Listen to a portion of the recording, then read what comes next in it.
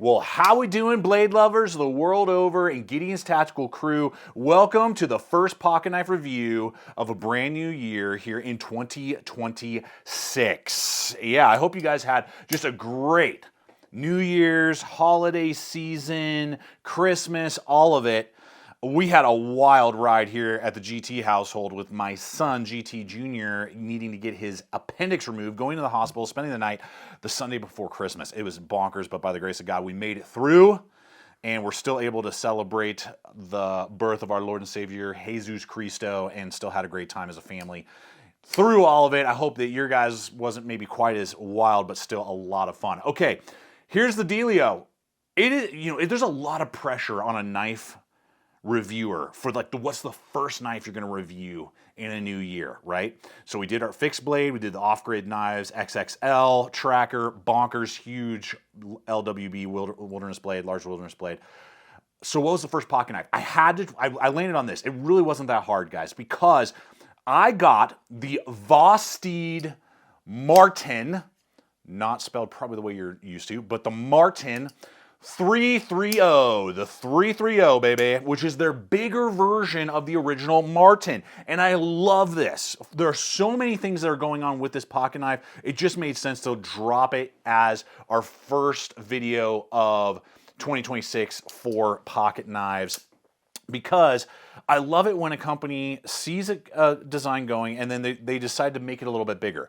I prefer over 3-inch blades whenever possible. That's why they named it the 330. From handle to tip, you're looking at 3.3 inches. Yep, with about a 3-inch cutting edge, maybe 2.999 cutting edge.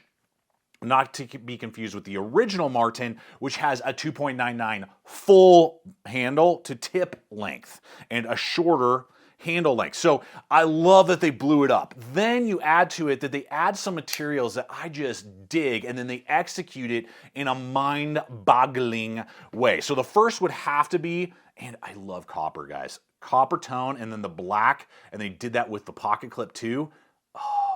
Guys, do you hear this? I am literally mid-blade test. And here's Mrs. GT wanting to buy ice sculpture tickets. Some people's kids, man. This is what I have to deal with. It's a miracle I get any videos done around here. Here's the deal. 154 cm on the copper tone blade, and there are many different color combos, but I love 154 cm. It's such an overlooked stainless steel in the 21st century in 2026. I think more companies need to start offering it. It's tough, it's durable. I've always seen great success with it. It was one of my most cherished first knives I ever bought when I started the channel on a Ontario knife SK-5 Blackbird. Remember that knife? Shout out if you own one still. But anyway, what they've done with VOSTEED is done a 61 HRC, and they say plus or minus 1. So that would the way that they're doing it, I think that means it's 60 to 62 HRC, so somewhere in there, which is phenomenal. Great HRC for this stainless steel.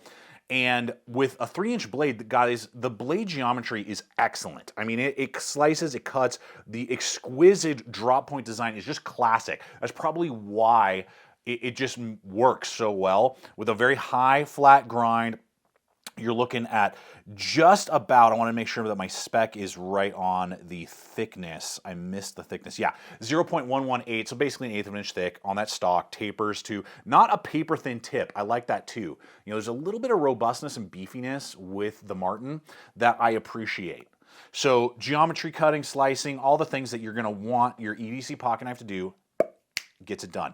Now, here's what's really interesting, and some things that maybe some people won't like, but is required with the design of not only the lock, but the mechanisms inside. And we're going to get to that in just a second, but I do want to give just a really quick shout out to the sponsor of today's video, VAER watches, and I'm sporting their brand new S5 in 42 millimeter size. This thing is perfect for a larger dude like myself. I'm 6'2", just over 200 pounds.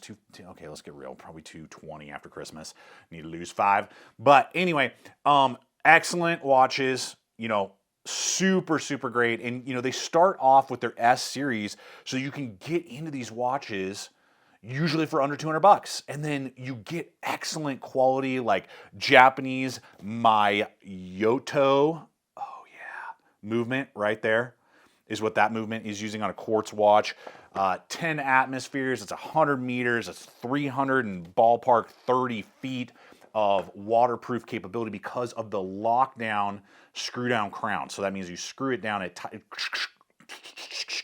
Optimus primes itself into water resistance, which is really good versus you just pull, and then you would flood and, destroy the watch. You get sapphire crystal face, you get a lot of really good stuff, as well as their quick change wristbands. I'm rocking the rubber one today.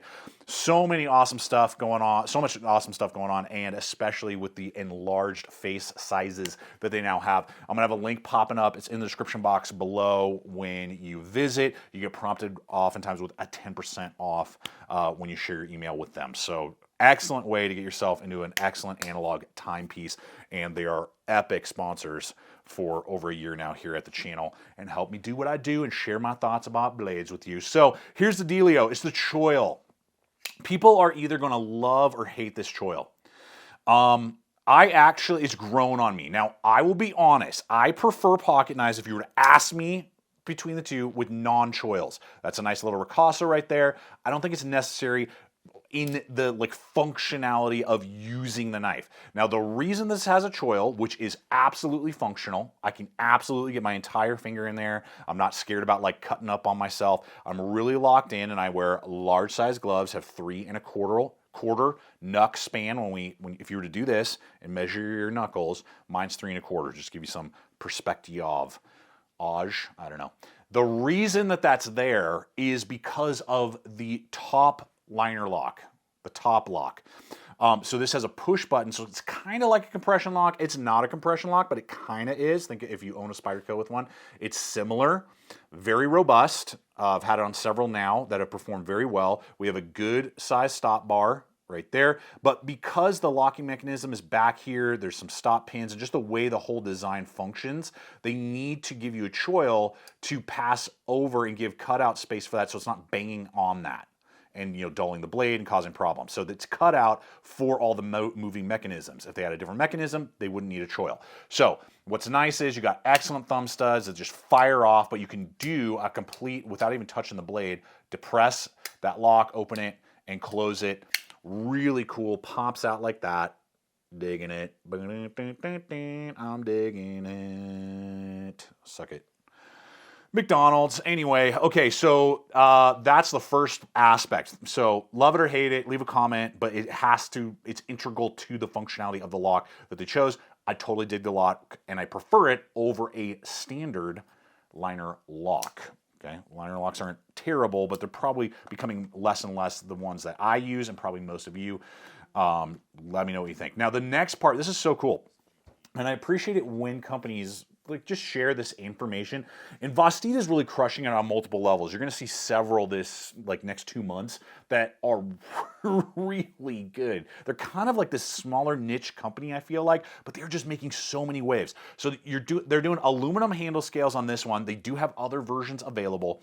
They have CNC milled with micro milling and ribbed the aluminum handles. And I believe there's 54 across the entire handle on each side. And they just share a lot of really interesting data. The angle is at 48 degrees, I believe they stated, so to help with maximum traction. It's not sharp at all. It's not like, oh, this is uncomfortable, but it makes it feel like it's G10, but it's aluminum. It's an aluminum handle scale. So you get full real estate right there. The entire handle from back to front is, I believe, 4.2. Whoa. I'm just throwing stuff all over the place here today. Yeah, it's 4 1/4 on my rouleur right there. And then when we actually measure, which matters, if you're not engaging with the choil, you don't have to. You can. That's what I love too. You're not forced into the choil. If there is a choil, I want options. I don't want to have to be forced into using it unless it's literally trying to be a micro blade, but you can see how much real estate I have there on the back end. Let's just measure our bird beak to bird beak kind of measurement there. Yeah, 3 1/4, or sorry, 3.75 or 3 3/4 of an inch is actual grippable real estate behind that guard right there. Contoured very nicely. bam, locking me into place. Give me just enough, which is great. Recessed screws, loop over deep ride, matches whatever blade color you're going with. Very cool. Ceramic ball bearings, that's what it's running on. So, I don't know, they feel a little, I've had smoother ball bearing actions, let's just put it that way.